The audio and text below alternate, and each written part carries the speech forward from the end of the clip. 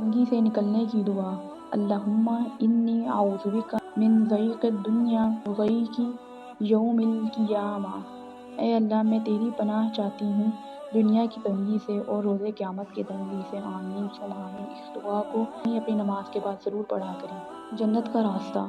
رسول اللہ صلی اللہ علیہ وآلہ وسلم نے فرمایا، اللہ تعالیٰ فرماتے ہیں، میرے بندو تم سب کے سب گمراہ ہو سوائے اس کے جسے میں ہدایت دے دوں، اس لیے مجھ سے ہدایت مانگو میں تمہیں ہدایت دوں گا۔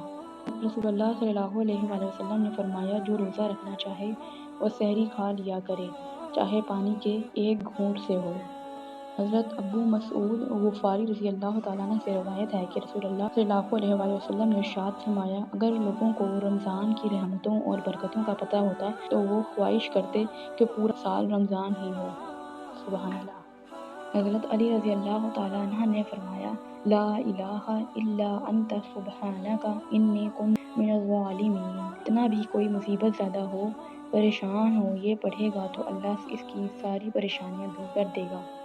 حدیث مبارک ہے، رسول اللہ صلی اللہ علیہ وآلہ وسلم نے فرمایا، جس نے ایمان کے ساتھ اور ثواب کی نیت سے رمضان کے روزے رکھے اور اس کی راتوں میں قیام کیا تو اس کے سابقہ گناہ بخش دیے جائیں گے۔